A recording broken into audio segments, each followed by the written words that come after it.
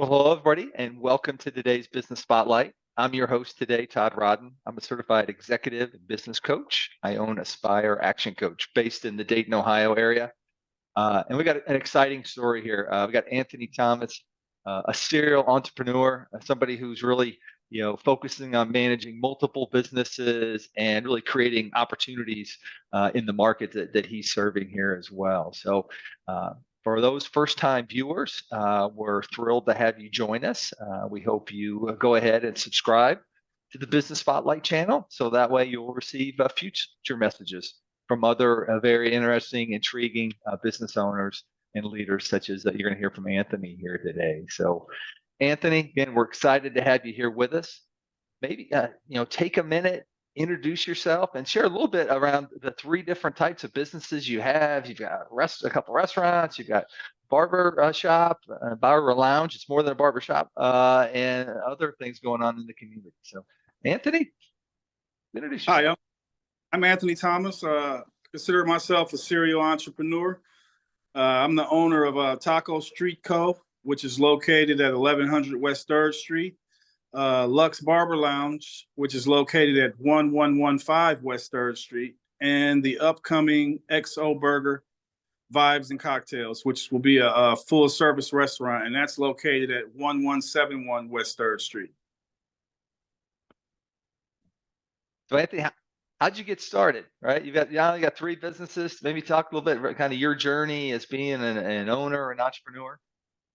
Well, I think it starts with your mindset first and foremost, because someone can show you how to run a business, but if you don't have the right mindset, you're just gonna fail. So how I started off with a food truck, and like I was telling you earlier, man, it was a disaster. I failed more than I succeeded.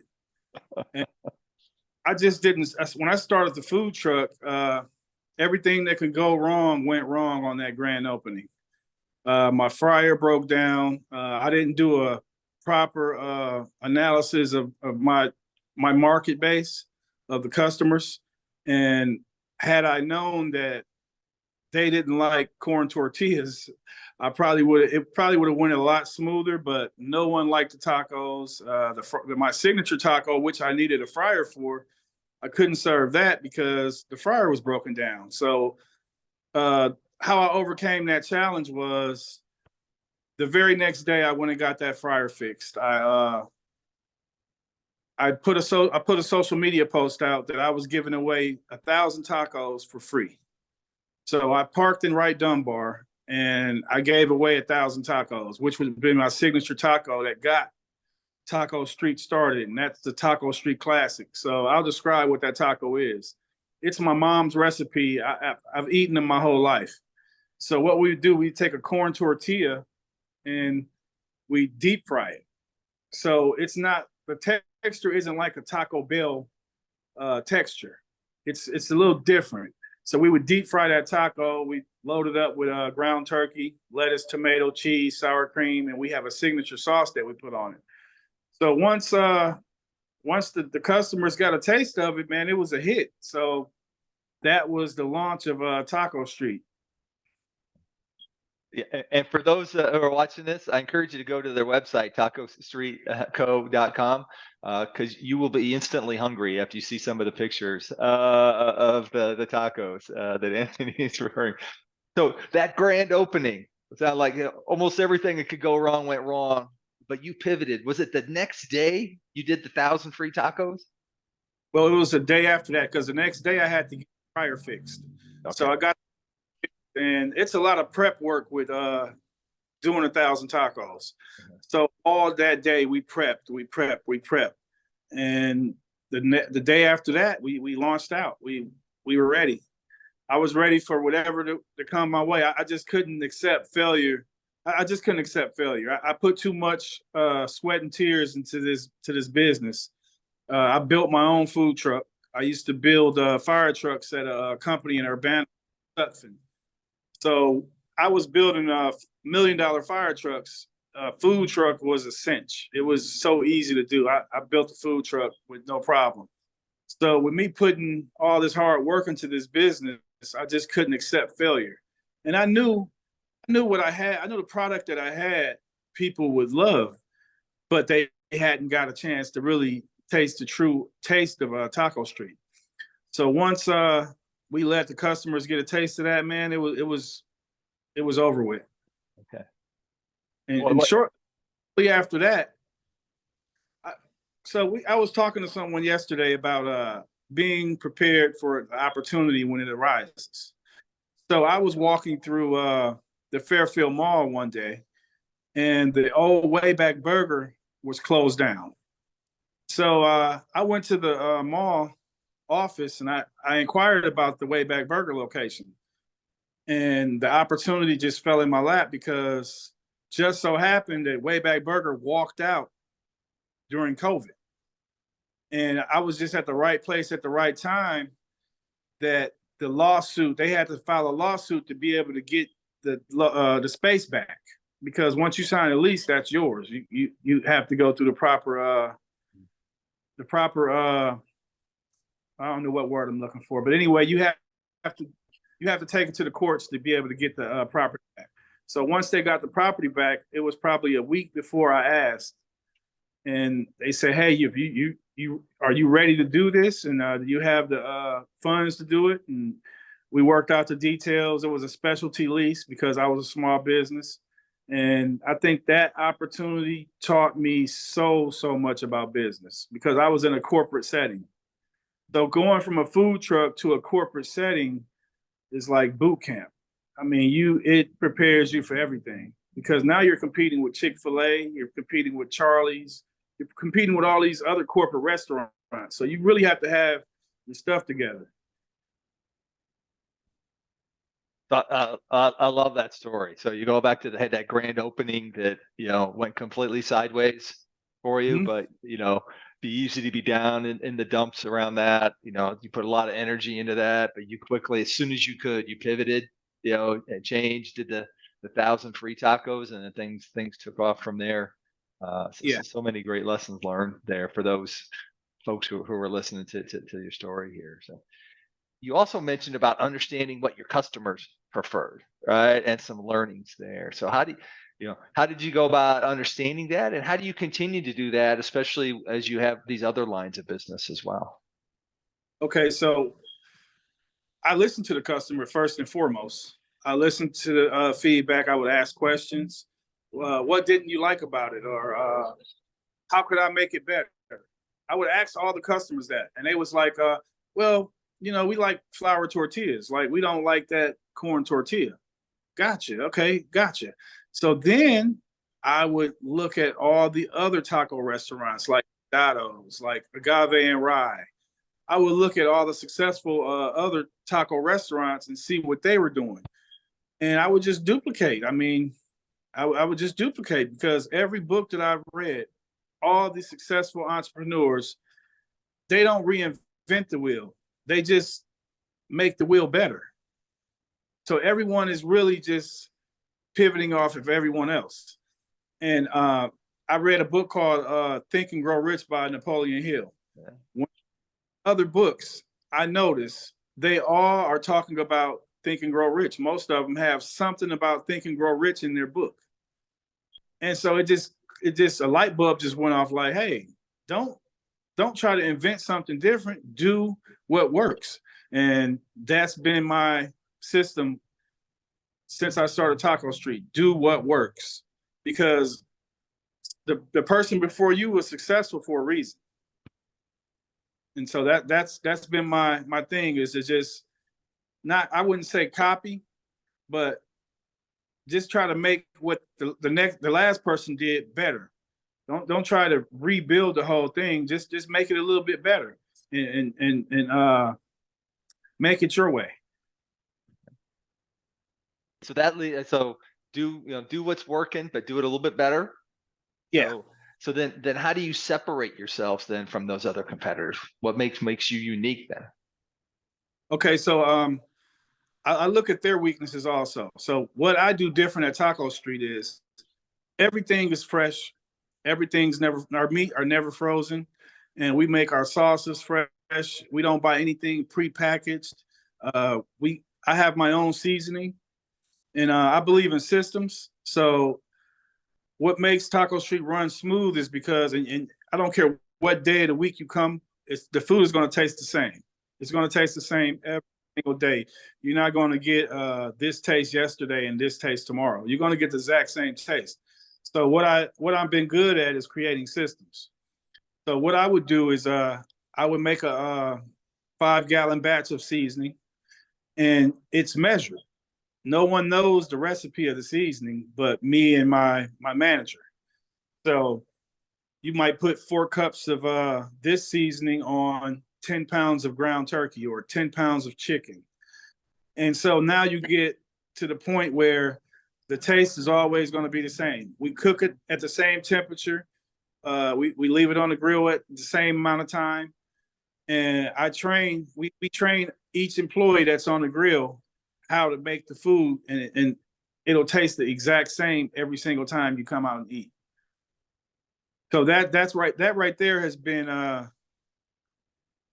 very, very helpful in my success at Taco Street, because once you get used to the taste, you're never going to be let down. Whenever you go to buy what you've always bought, it's going to taste the exact same. Great. So then how then do you get the word out? You talked about what you did after that grand opening, all right, and the free tacos, all right. But now years down the path, how do you continue to grow your customer base? What are the best marketing channels for you, and how do you measure those?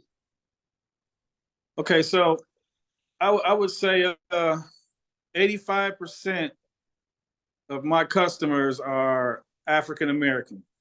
So in the side of town I'm on the west side of town in Wright Dunbar. So to reach those 85% is through social media. On this side of town, they don't really pay attention to billboards. They don't really listen to the radio. Most of it is going to be social media marketing. And then, we do something called geofencing. So with geofencing, say someone is at Arena Sports Bar. If they're on social media, my ad will pop up because I geofence particular areas where my customers visit a lot. Mm-hmm. So, and what I've known, I pay attention to myself also. So if I'm out and about and I'm on social media and I see an ad, a food ad anyway, and the food looks good, it makes me want to go visit that restaurant. And so I'm really thinking about mentally, how do the customer mind work? Because I know how my mind works. So I'm basing it off of how my mind works, how my friends' mind work. I ask questions. I'm always a sponge. I want to learn all day, every day. So I think that's been a big way to market on this side of the town. And then, we get a lot of people from downtown also for lunch. We get a nice little lunch rush from the business audience downtown. So which social media channels are the most prosperous for you? I would say Instagram is the best. I'm working on TikTok, but TikTok is such a broad audience. You're reaching people from Chicago and all these different areas on TikTok. So local, I would say Instagram and Facebook. Those are the two best to market here in Dayton. So, and I noticed your 3 businesses are all pretty much co-located right on the same block. So I have to say that's a particular strategy that, hey, you wanted to really focus in that community. Yes. Wright Dunbar, they're redeveloping Wright Dunbar. So I'm on the early stages. I know what this is going to be in 10 years. In 10 years, if you don't get in now, you're going to regret not getting in this area in 5 to 10 years. It's a lot of stuff being built downtown. You got the Hard Rock Cafe coming. The Hard Rock Hotel is coming. The city of Dayton is pouring money into downtown, into Wright Dunbar area. And if you are really paying attention to what's going on around you, this is the place to be, either downtown or Wright Dunbar. These are the places that Dayton is focusing on.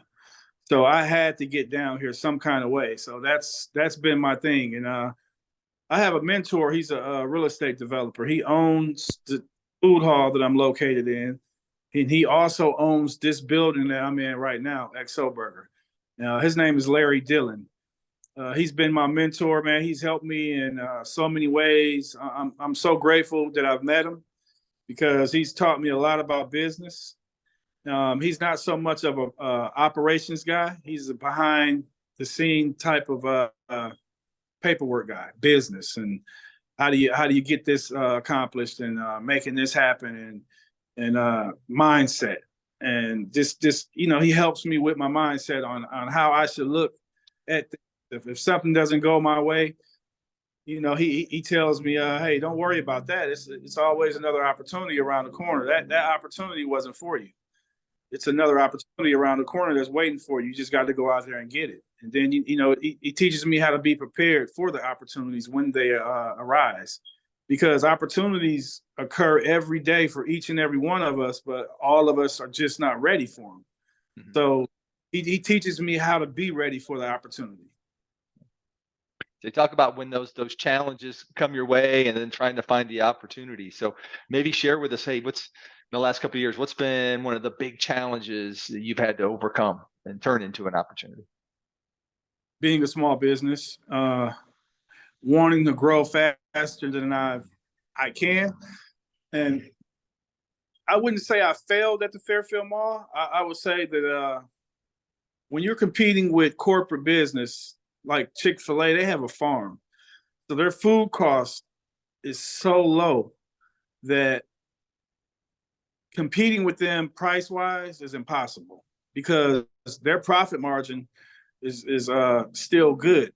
When you're pricing your food off of Chick-fil-A's food or any corporate business food, you're just not going to make the money that you should make. Because what a lot of people don't know, a lot of people are trying to open up restaurants, and even I had to learn this. I didn't know if you gross $1 million in a year, your profit margin is only going to be about 150,000. You only got a 15% profit margin in the restaurant industry because you got so much overhead.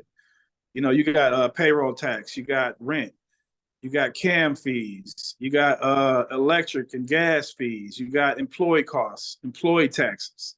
Like, a lot of people just they don't take that into consideration. They look at, oh, you're selling food.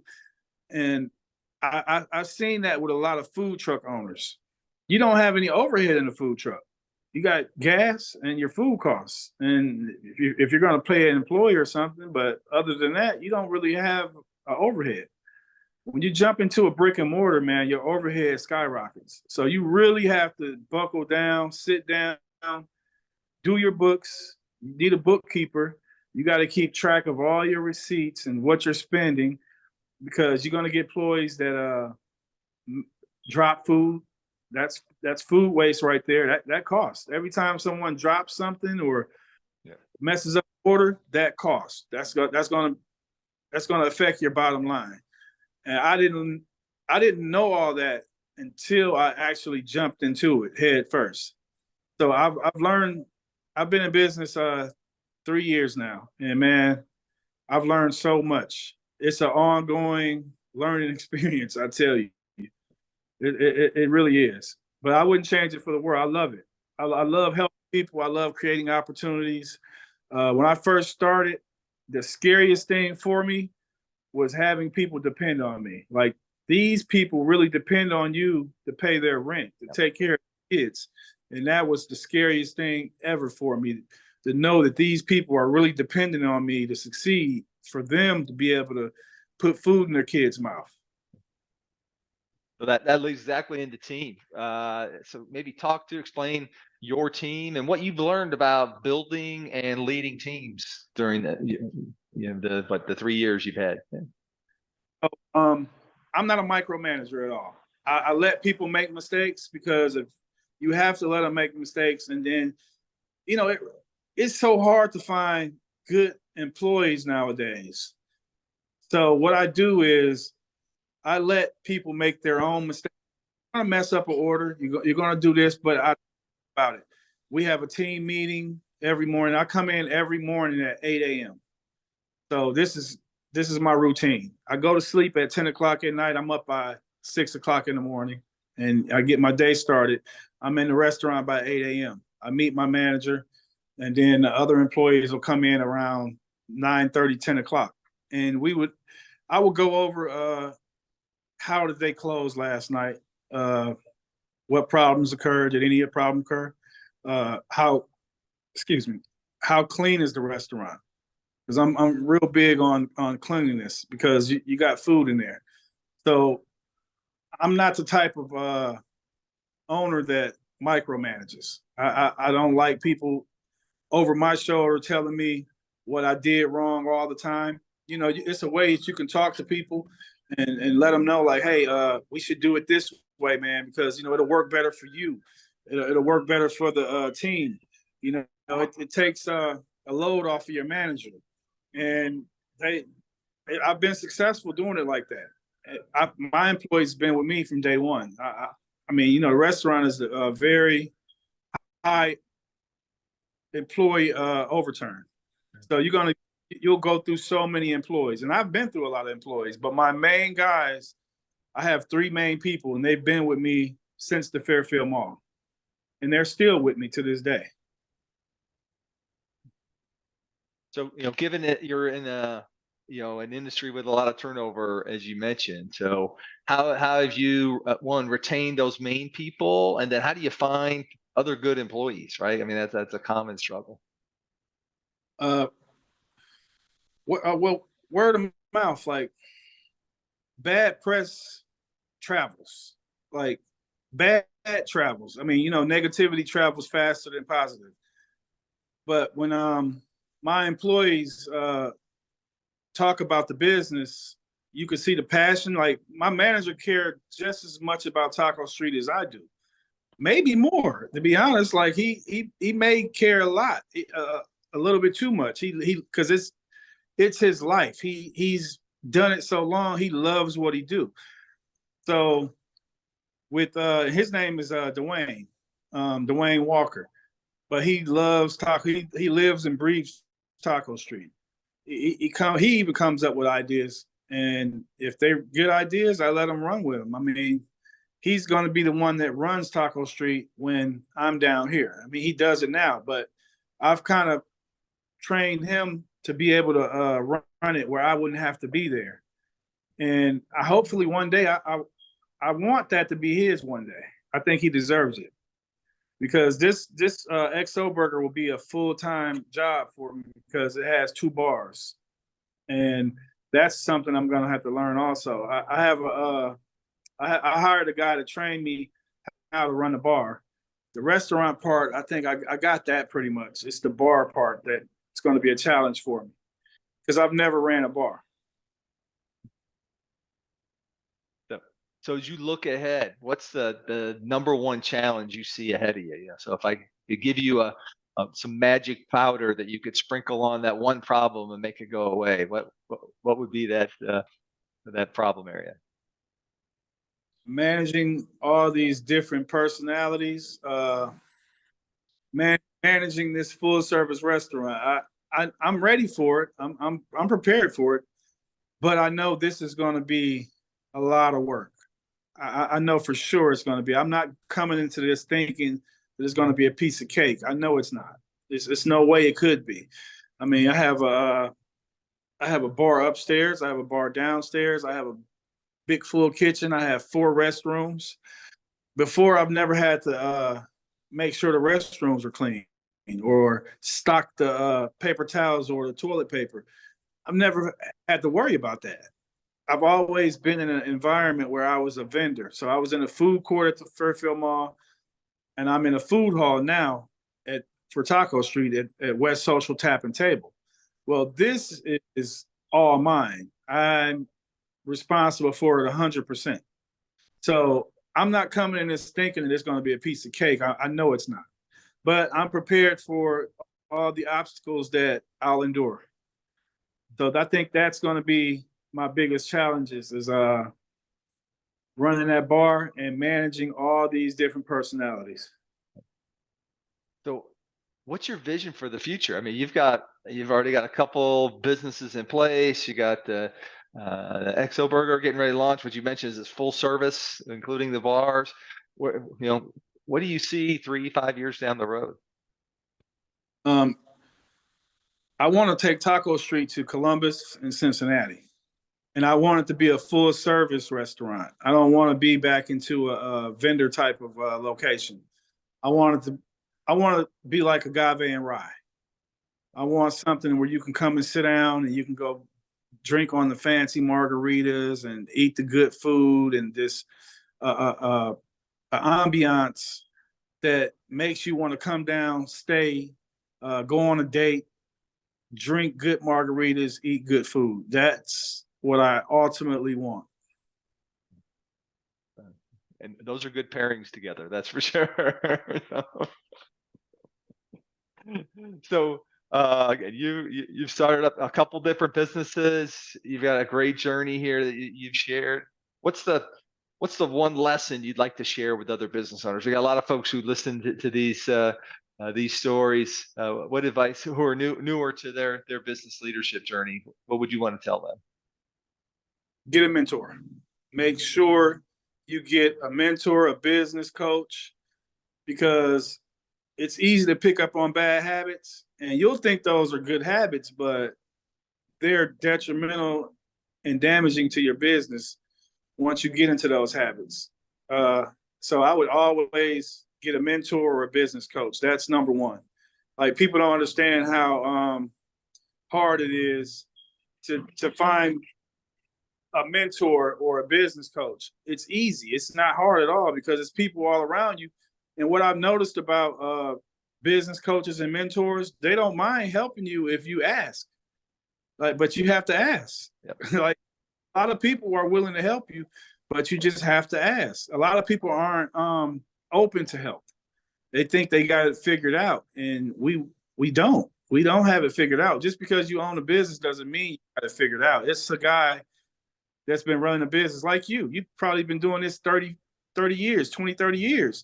So every obstacle that we've gonna encounter, you've already encountered, and you can pivot us how to overcome that obstacle. But a lot of people don't ask.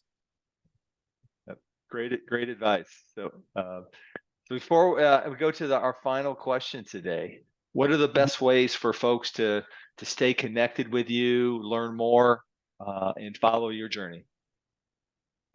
So on Instagram, I have my personal page, which is CEO Chan, CHANNN, and you can follow me on there. I post all of my business on there. Like, every business that I have, I'm always posting on my personal page.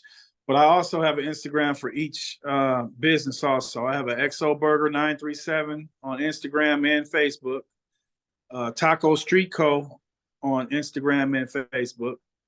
And Lux Barber Lounge, my son runs that. So I don't do too much. I'm not too involved in Lux. I let my son do that. He's a barber. He's 23 years old. His name is Anthony Thomas also. But he runs Lux Barber Lounge, and I did that for him because I wanted him to be on his own entrepreneur journey as well. Outstanding. Continuing to build the family legacy, right, in that regard as well. So great. So encourage folks, those viewers, go check out Anthony and his businesses there, in particular on Instagram. So Anthony, as we go to wrap up here, what inspires you today? Growth. I would say growth inspires me. The opportunity to learn more, it excites me, man. I love learning, sponge, and I love, like I said, I love creating opportunities for people. I love to see people smile. I love to be able to put people in better situations. I'm also an author. Also, you can go to my website, CEOCHAN.com, and you can order my book. I have a book called Mindset Makeover, and it's pretty much of everything I've ever learned, I've ever read, into 8 chapters, and it also has a journal at the end of it called the 369 method. And what the 369 method is, it's a manifestation technique. So you would write down a goal or something that you're trying to accomplish 3 times in the morning, 6 times in the afternoon, and before you go to sleep 9 times. And you do that for 7 days. And then you, at the 7th day, I have a questionnaire that asks you, how did it go for you that last week of the 369 method? So those are tools that has helped me also. I think I'm probably getting ahead of myself. No, I appreciate sharing that. We actually, our prior conversation, that hadn't come up, and that, I echo that. The mindset, you can't invest enough in your mindset and those types of those visualizations, the journaling that really helps you. You get that visual image of what you're trying to achieve and what it's going to mean to you and how it's going to feel. That's the way of those things will naturally happen when you have that type of focus and your consistency with that. Yes. Yeah. Oh, that's it is my mindset that has helped me more than anything, because if your mind isn't right, I don't care what you do, it's not going to be successful for you. You have to be mentally ready to take on a business.